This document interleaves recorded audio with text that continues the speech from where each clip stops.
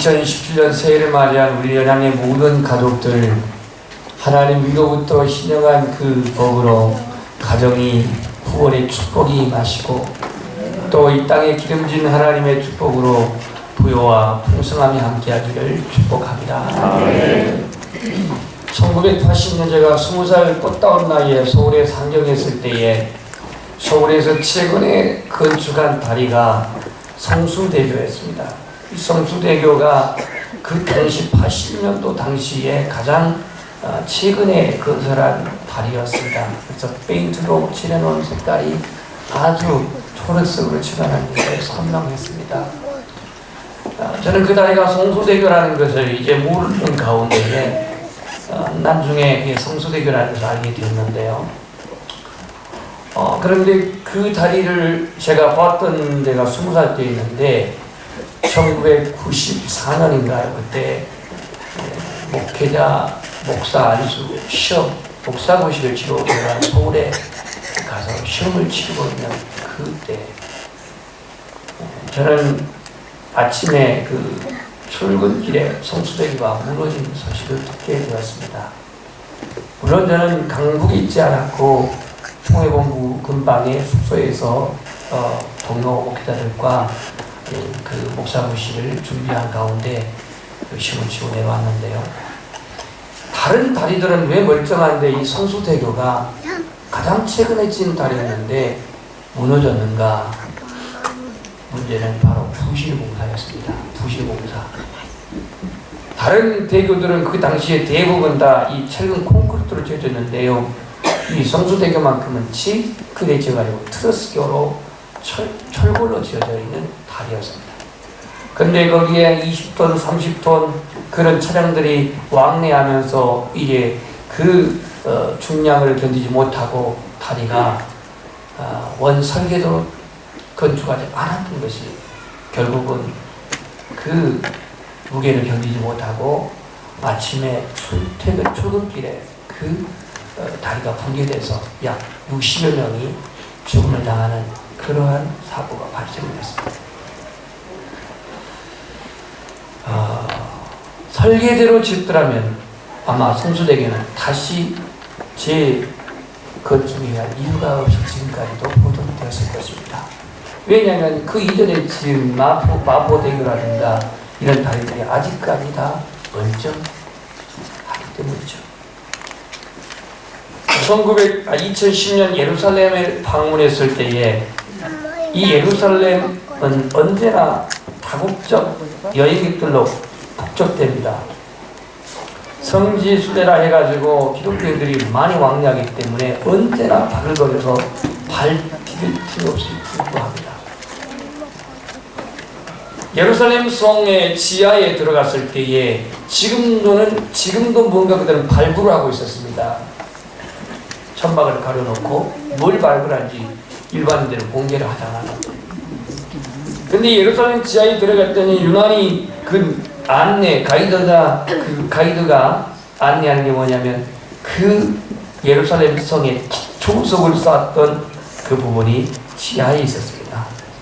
그러니까 그 구약 성경 때부터 쌓았던 그 기초석이 그 지하에 있었고, 지상 바깥으로 나와 있는 그 성은 이제 그 후로 점차 이제 쌓아 올라가서 약 50m 높이로 쌓여 있는 게 예루살렘 성이었는데, 지하에 있는 이 기초로 이루고 있는 그 성벽의 그 돌이 얼마나 크냐면요, 한 개의 무게가 30톤입니다.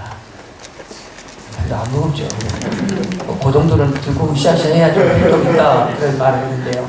30톤의 크기가 어느 정도 크냐면 돌 하나가 10m 정도 됩니다. 길이가요. 돌입니다. 붙인 게 아니에요. 그런 돌을 쌓아가지고 예루살렘 성을 쌓는데, 도대체 그 당시에 구약 성경 때 어떻게 그 무거운 돌들을 운반했을까? 그것도 예루살렘이 780m 해발 높이 산 꼭대기에 있는데 이 돌을 쌓았어요. 그렇다면 그 어마어마한 무게의 중력을 견딜 수 있는 예루살렘 꼭대기는 얼마나 그 지반이 강할까요? 안반 그 자체입니다. 그래서 예루살렘은 천혜의 요새를 이루고 있죠. 예수님께서는 베드로가 신앙 고백을 할 때 마태복음 16장 18절에 내가 이 반석 위에 내 교회를 세우리니 음부의 권세가 이기지 못하리라 그랬습니다. 이 반석 위에 내 교회를 세운다 그랬습니다. 도대체 이 반석이 뭘까? 이 광야에서 영적 훈련을 받았던 광야 영성의 대가였던 소년 다윗, 그는 신앙생활을 통해서 연단받았던 그 광야에 늘 피난처에 익숙되었던 다윗은 시편 18편 31절에 여호와는 나의 반석이시요, 오늘 제가 묵상 때 처음 읽었던 말씀입니다. 나의 반석이시요 나의 요새이시요 그 안에 피할 바이시라 했습니다. 하나님이 반석이 됩니다. 이게 누구의 고백이라고요? 다윗의 고백입니다. 그럼 오늘 2017년에 이 표가 반석 위에 세운 교회인데 왜 반석 위에 세운 교회라는 저 표를 세웠을까? 결국 우리에게 있어서 신앙의 영원한 반석은 예수님이십니다. 그 우리의 신앙이, 우리의 믿음이 인본적인 자기 철학과 자기 경험, 자기 지식에 의한 게 아니라 예수 그리스도를 토대로, 예수 그리스도를 기초로, 예수 그리스도를 베이직으로 하는 우리의 믿음이 되고 우리의 신앙이 되고 우리의 교회가 되자 해서 반석 위에 세운 교회. 한번 따라서 반석 위에 세운 교회. 반석 위에 세운 교회. 여전히 이 다윗은 시편 62편 6절에 오직 그만이 나의 반석이시오 나의 구원이시오 나의 요새이시니 내가 흔들리지 요동치, 이런 성경은 요동치 흔들리지 아니하리로다. 유독 힘든 2016년이었지만 2017년 흔들리지 아니하는 우리의 믿음, 우리의 신앙, 우리의 가정, 우리의 교회, 우리의 민족이 되기를 축복합니다. 흔들리지 않는 그 비결은 예수 그리스도라고 하는 이 반석 위에 세울 때입니다. 성도의 신앙의 입장에서, 성도의 신앙의 입장에서 믿음의 기초, 신앙의 기초를 가지는 데에서는 속성 과정이 없습니다. 이 말이 좀 어렵나요? 신앙에 우리가 가지고 믿음을 다지는 데 있어서 속성 과정이 없다니까요. 학원에는 뭐 무슨 논설 3일, 논술 3일, 무슨 어학 뭐 며칠 이런 식으로 해가지고 속성 과정이 있을지 모르지만 신앙생활에는 속성 과정이 없습니다. 지름길이 없습니다. 믿음의 조상 아브라함도 75세의 소명을 받아가지고 그가 믿음의 조상이라고 인정받기까지는 약 36년이 걸렸습니다. 75세에 갈대우를 떠나가지고 100세에 이삭을 낳아가지고 이삭을 16, 7살 때에 모리아 산에 바치기까지 순종했을 때에 믿음의 조상으로 하나님이 일러줬지. 그가 갈대우를 떠났다고 해서 믿음의 조상이라고 불러준 건 아닙니다. 그 번제의 사건을 통하여, 순종의 사건을 통해서 내가 이제야 나를 사랑한 줄 아노라 하면서 너를 아브라함이라고 하면서 믿음의 조상으로 하나님이 인정합니다. 36년 걸렸어요. 여기 36년 믿으신 분도 있긴 있지만 신앙의 속성 과정은 없습니다. 이스라엘 영도자 모세는 120인생을 살았는데요, 그가 애굽의 왕자의 양자의 신분으로, 왕자의 신분으로 그렇게 그가 자라, 그가 하나님을 온전히 만나고 하나님을 고백하고 하나님의 부르심을 받고 하나님께 쓰임받을 때까지는 80년이라는 시간이 걸렸습니다. 80년. 그의 인생 3분의 1을 보내고 3분의 1을 하나님께 그가 쓰임을 받았던 것이죠. 그렇게 체험을 하였던 아브라함도, 그렇게 체험했던 모세도 인간의 연약한 모습을 순간순간 노출하고 있음을 알 수가 있습니다. 우리의 믿음의 기초가, 우리의 신앙의 그 베이직이 반석이신 예수 그리스도 위에 견고히 세워지기를 축복합니다. 아멘. 제발 이 얘기는 그만하라 해서 제가 학감학감 망설이다가 지금 하는데요. 2016년 이 국정농단 사건으로 모 대학의 서아무개 교수가 한국교회의 책임론을 강조하면서 회개하자고 부르짖습니다. 자기 자신부터 통회하면서 그렇게 말했습니다. 왜 이 나라의 국정농단이 한국교회에 회개할 문제입니다. 그는 그렇게 말했습니다. 오늘의 한국교회가, 아니 한국의 이 나라가 이처럼 어려워진 것은 한국교회가 교회에서 이걸 다 못했다. 이른바 보수교단의 중진 목회자들이 독재 정권에 야합하고 보수 정권에 야합하면서 기득권의 투표만 누렸지 정치, 바른 그 길로 충고하지 못하고 바른 메시지를 전하지 않았다. 사회 약자들의 상처받은 국민들을 보듬지 못하고 개교의 몸집만 키웠다고 그렇게 자책하면서 회개를 하자고 말했습니다. 틀린 말 아닙니다. 이 모든 이유가 어디냐? 믿음의 기초의 부실, 교회의 기초가 약한 데서 온 일이 아니겠는가?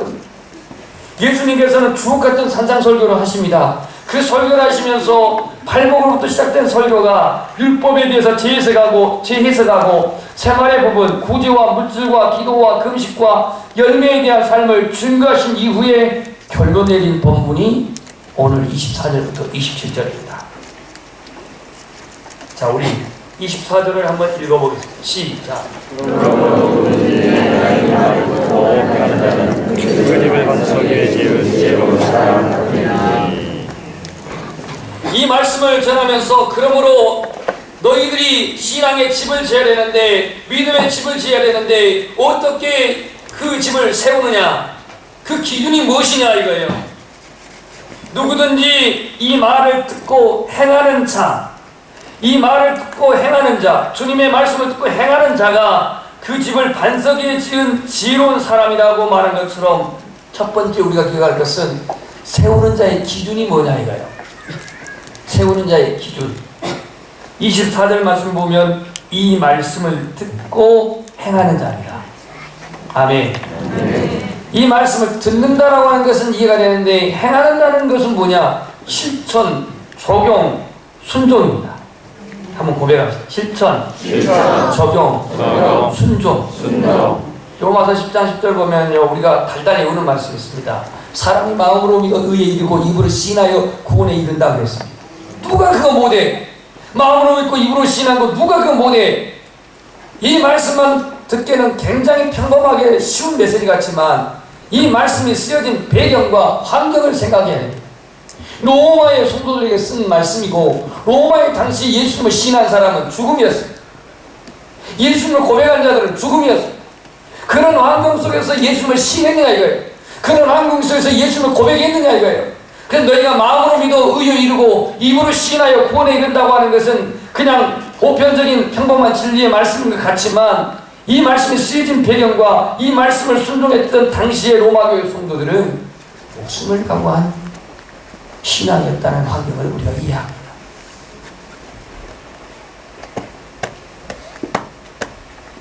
막연한 입술의 고백이 아닙니다. 예수님 당시에 유대교에 속한 서기관과 바리새인들은 주님의 말씀을 거부했습니다. 당시 빛으로 오신 예수 그리스도는 그들의 왜곡된 삶, 외식하는 삶, 위선적인 삶을 말씀의 빛으로 말미암아 적나라하게 드러냈습니다. 회개하는 메시지에 그들은 부담을 갖습니다. 회개하는 메시지에 그들은 종교적인 기득권을 놓기가 쉽지 않습니다. 서민들은 와서 회개를 하고 세례를 받았지만 그들은 거부했습니다. 그래서 주님은 오늘 이 산상설교에서 뭐라고 하냐면 그들은 거짓 선자이며 양의 옷을 입고 노략질하는 일이라고 말했고, 그들은 못된 나무라고 비유적으로 말씀했습니다. 그들은 형식적으로 주여 주여 부르지만 하나님 나라에 들어갈 수 없다고 했습니다. 주님의 이름으로 많은 일을 행했지만 주는 모른다고 말합니다.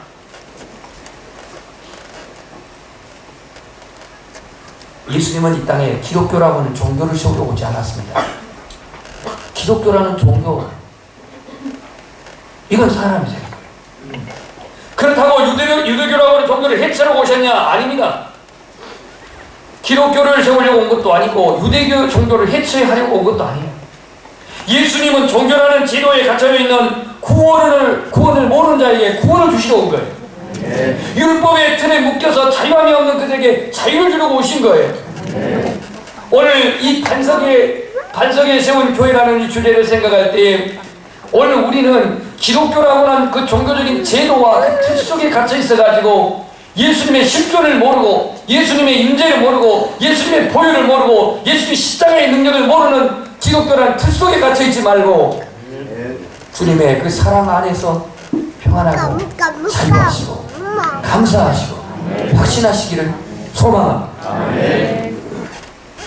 내가 어떤 일을 안 했기 때문에 하나님이 벌 주고 내가 어떤 일을 했기 때문에 하나님께서 엄청나게 부여하시고 이러한 생각에 율법적인 틀로 접근하지 마시고 내가 잘못한 것은 주님의 은혜에 힘입어서 고백하시고 내가 잘한 것은 주님의 은혜라 여기고 겸손하시고 그래서 내게서 주님의 의를 드러내는 그 복음 안에서의 삶이 우리의 삶의 가치가 되기를 소망합니다. 세우는 자의 기준은 내 말을 듣고 그리고 행하는 자라고 했습니다. 그렇다면 이 집을 반석 위에 세워야 되는데 세우는 원칙이 두 가지가 있습니다. 몇 가지가 있다고요? 두 가지입니다. 첫 번째 세우는 원칙이 뭐냐? 믿음입니다. 한번 따라하세요. 믿음을 정리하자면 이 시간 다 할 수가 없습니다. 간략하게 말씀드리면 믿음은 하나님 주신 선물입니다. 에베소서 2장 8절 9절에 나와 있습니다. 믿음은 나의 개념적이도 아니고 믿음은 나의 어떤 신앙 철학이 아니고 믿음은 성령에서 주신 바로 하나님 주신 선물이 믿음이에요. 선물. 그래서 복음은 믿는 자에게 구원을 주신 능력이라고 그랬고 영접하는 자 곧 그 이름을 믿는 자들에게는 하나님의 자녀가 되는 권세를 주셨다고 그랬고 내 말을 듣고 또 나 보내신 이를 믿는 자는 영생을 얻었다고 예수님은 직접 요한복음 5장 24절에 말씀했어요. 한번 고백합시다. 믿음은 들음에서 나고 들음은 그리스도의 말씀으로 말미암느니라.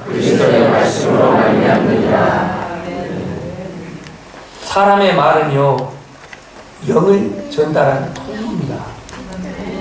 여러분이요 악한 말을 하게 되면 악한 영이 전달되는 통로가 되는 거예요. 음란 폐설을 하게 되면 그러한 음란의 영이 말을 통해서 전달되는 거예요. 우리의 말은요 영을 전달하는 통로로 하나님 주셨는데요. 물론 동물들도 나름대로 자기들의 손으로 말미암아 의사 전달이 되지만 하나님은 피조물 인간에게만 언어를 주셨어요. 언어를. 그 예수님은 요한복음 6장 36절에 내 말이 영이요 땡땡입니다. 생명이라 했어요. 내 말이 영이요 생명이라 했어요. 생명이다.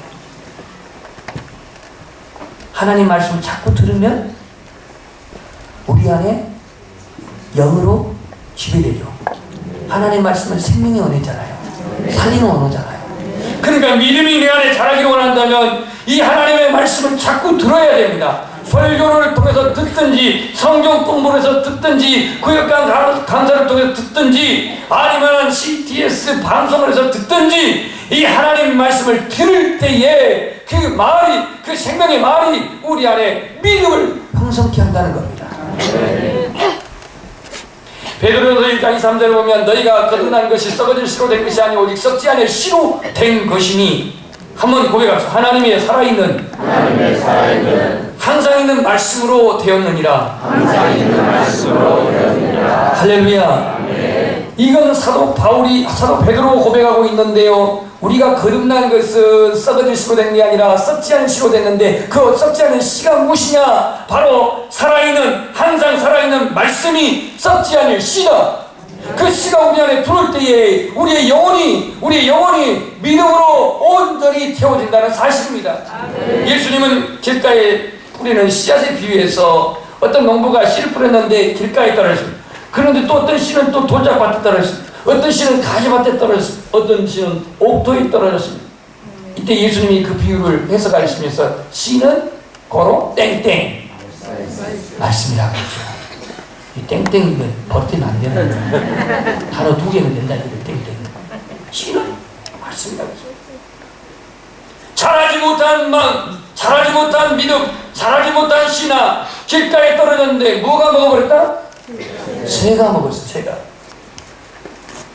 오늘 우리의 말씀을 빼앗는, 우리의 말씀을 앗아간, 우리의 말씀을 불신케 한, 우리의 말씀을 하나님의 말씀을 의심케 한, 하나님의 말씀의 그 능력을 무시한 이 모든 세력이 누구예요?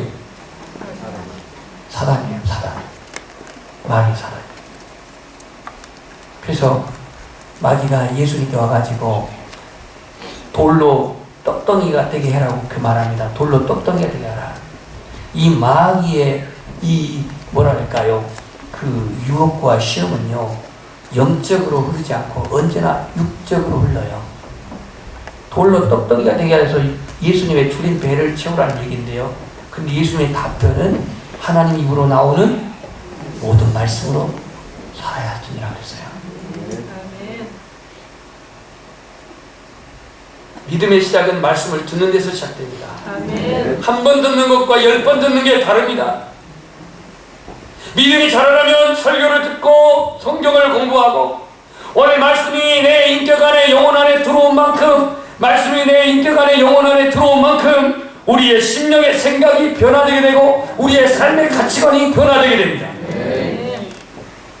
이 하나님의 말씀이 이렇게 들어올 때 그 말씀은 성령의 검이라고 했잖아요.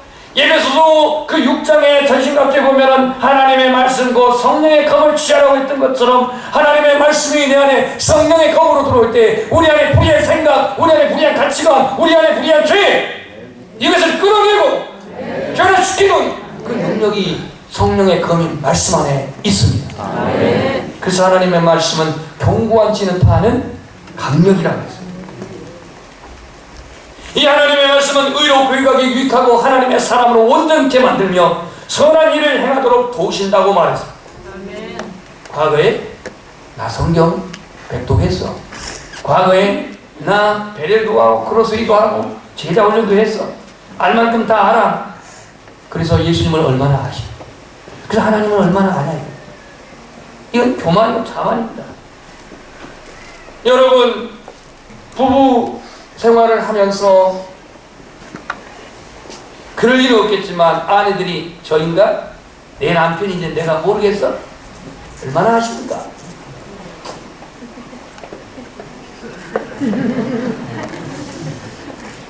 현재 아는 것만 기억한다면 무슨 발전과 성장이 있겠습니까? 한두 번 체험했다고 아는 겁니까? 한두 번 경험했다고 우리의 믿음이 완성되는 겁니까? 믿음의 바른 성장을 이루려면 우리 안에 말씀을 방해하는 습관, 환경, 인간관계에서 벗어나기를 소망합니다.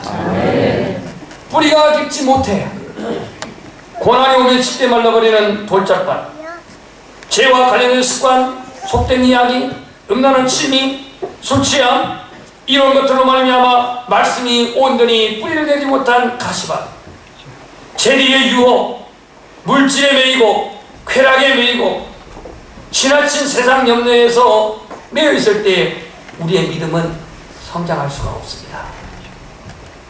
이곳에서 여러분 극복하기를 원하십니까? 극복하기를 원하신다면 여러분은 예배의 승리자가 되시기를 소망합니다. 왜냐하면 말씀으로 충만해지기를 원한다면 진정한 예배자가 되십시오. 성령으로 충만해지기를 원한다면 거룩한 예배자가 되십시오.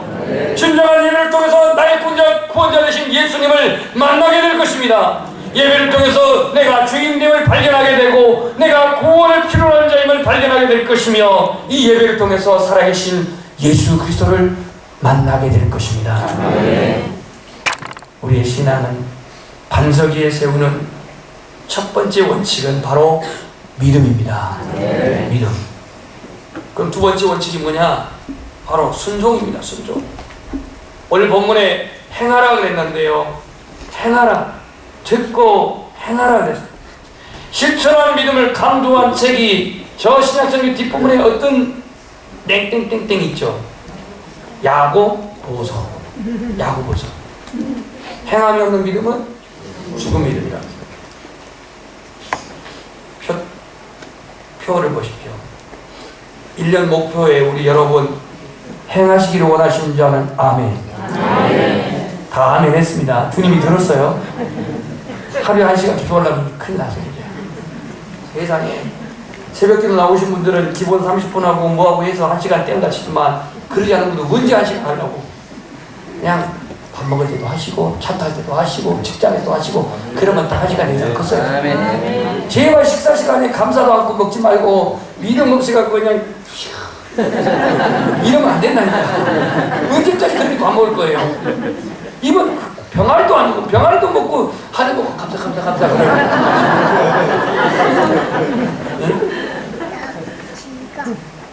하루에 1시간 기도하라는 게 뭐 법칙은 아닙니다. 그만큼 신앙의 목표를 유지하는 겁니다.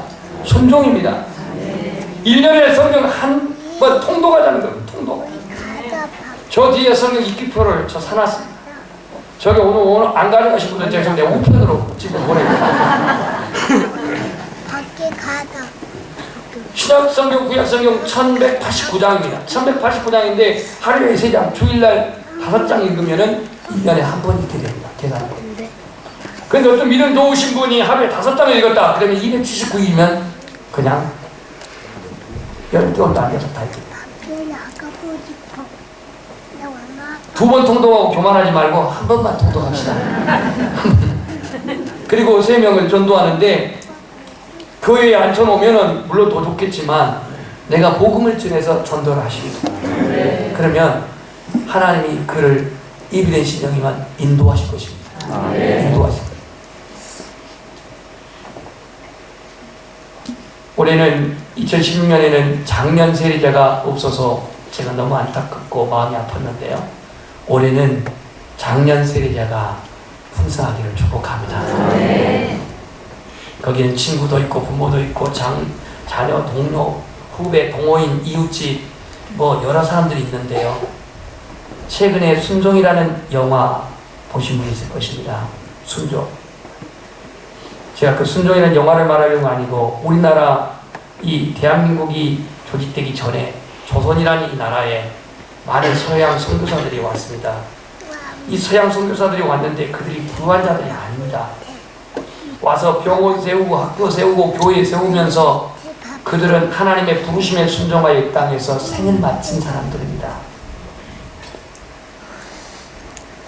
그들의 그 수고와 그들의 피 흘림과 그들의 그 희생이 오늘의 한국의 복음의 그 씨앗이 확산되게 된 줄 믿습니다. 믿음의 결정체는 순종입니다. 아브라함은 모리아산에서 그 순종의 결정체를 보였고 예수님은 골고다 언덕 십자가에서 그 순종의 결정체를 이루었습니다. 하나님은 순종한 자를 높이십니다. 순종한 자를 사용하십니다. 우리의 신앙의 규칙이 반석 위에 세우는 두 번째 원칙은 바로 순종입니다. 바리새인들은 이웃에게 짐을 지게 하고 손가락 하나 까딱하지 않았습니다. 그러나 주님은 지극히 작은 하나에게 하는 것이 나에게 한 것이라고 말씀하시면서 소자에게 냉수 한 그릇 대접한 것도 결코 상을 잃지 않을 것이라고 했습니다. 성탄의 헌금을 함께 나누며 또 어떤 불의한 가정을 제가 직접 가봤는데 남편은 교통사고, 의문의 교통사고로 세상을 떠나고 부인은 이제 49살이라고 하는데요. 제가 보기에는 한 50대 후반처럼 보입니다. 그만큼 많이 몸이 망가졌어요. 언어가 어눌해요. 인지 능력이 어눌해요. 직장 생활 할 수가 없어요. 그러면서 자식은 4명이나 돼요. 아들 3명에 딸 하나. 큰아들이 25인가 이라고 하는데 지금 직장에 잘려가지고 잠시 쉬고 있어요. 제가 좀 빵을 만드는 기술을 가지고 있어요. 둘째 아들이 아르바이트를 하고 있어요. 셋째가 딸인데 순천중학교를 다니고 있어요. 이제 3학년 됐대요. 막내가 이제 중학교로 들어간대요. 키가 아주 작아요. 6학년 치고 너무 작아요. 그래서 그 집에 가서 이제 전하고 기도하고 왔는데요. 이 두 아이, 중학생하고 그 초등학교 가는 얘는 독립교회를 다닌답니다.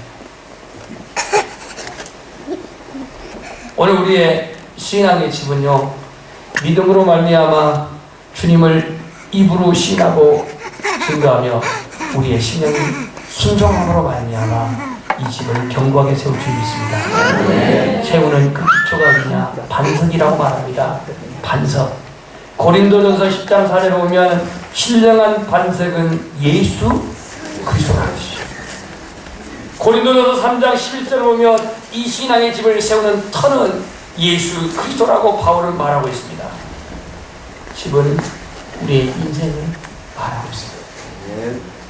터는 예수 그리스도인데 오늘 이 반석이라고 하는 그 터 위에 오늘 우리의 신앙의 그 믿음의 집을 견고하게 세우기를 원한다면 우리의 믿음의 성숙이 있기를 소망합니다. 그리고 그 믿음에는 이론적인 믿음만이 아니라 믿고 행하고 실천하는 순종하는 그 믿음의 기초가 든든하기를 소망합니다.